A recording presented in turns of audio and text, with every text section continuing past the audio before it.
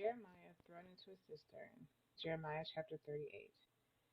Now, Shephatiah, son of Mattan, Gedaliah, son of Pashur, Jukal, or Jehukal, um, son of Shelemiah, and Pashur, son of Malchiah,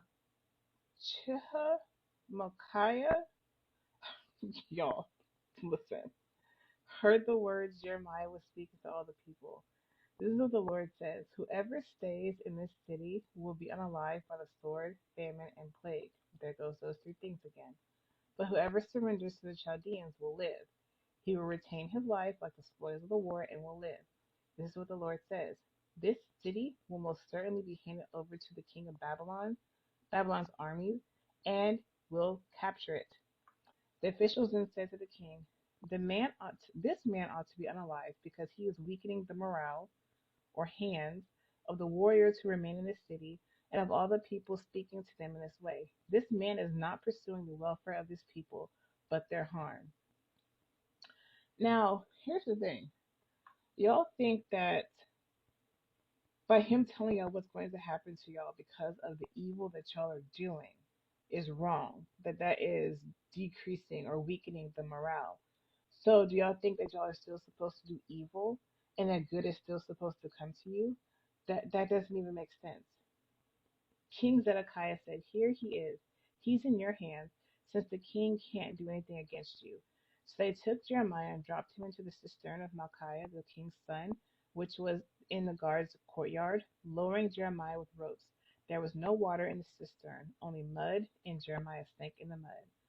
So Zedekiah is very much a coward. He reminds me of Pilate, um, when he handed Jesus over to the people, he was like, I want no parts. Like, yeah, he's a coward, just like Pilate was. But Ebed Melech, a Cushite court official in the king's palace, heard Jeremiah had been put into the cistern. While the king was sitting at the Benjamin gate, Ebed Melech went from the king's palace and spoke to the king. My lord the king, these men have been evil in all they have done to the prophet Jeremiah. They have dropped him into the cistern where he will die from hunger, because there is no more bread in the city. Zedekiah already knows that. Hezekiah had given Jeremiah to them, so he already knows what's going on, right? So Ebed Melech took the men under his authority, or men in his hand, and went to the king's palace to a place below the storehouse, or treasury.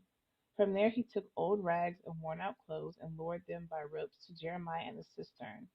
Ebed Melech the Cushite called down to Jeremiah, place these old rags and clothes between your armpits and the ropes. Jeremiah did this.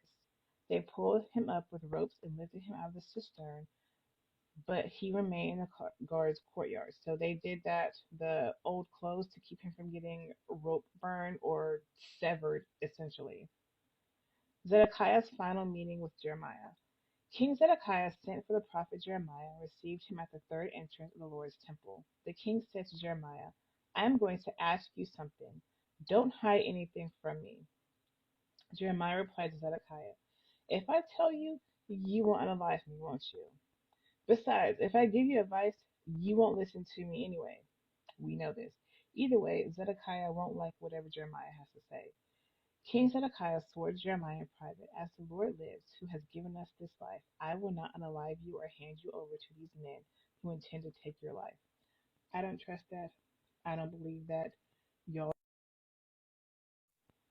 Jeremiah therefore said to Zedekiah, this is what the Lord of God of armies, the God of Israel, says: if indeed you surrender to the officials of the king of Babylon, then you will live.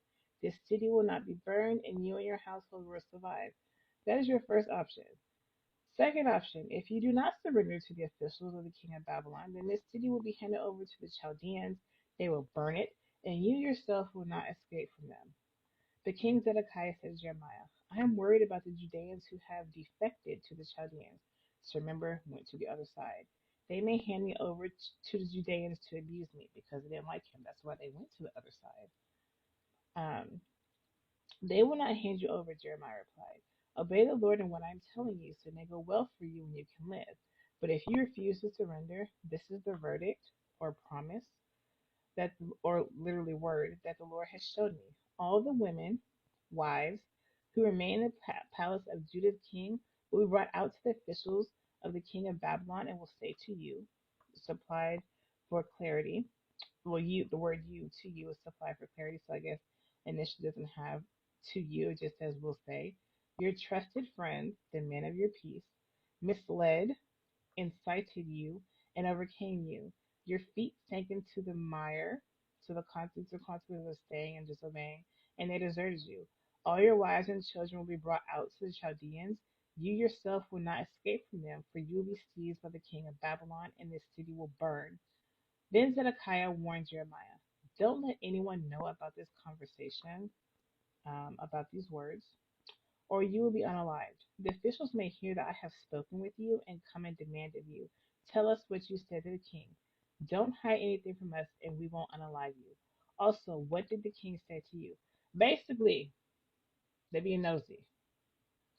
If they do, tell them I was bringing before the king my petition that he not return me to the house of Jonathan to be unalived there, which is what Jeremiah did say. He did say that, but that was not to the gist of this conversation. All the officials did come to Jeremiah and they questioned him.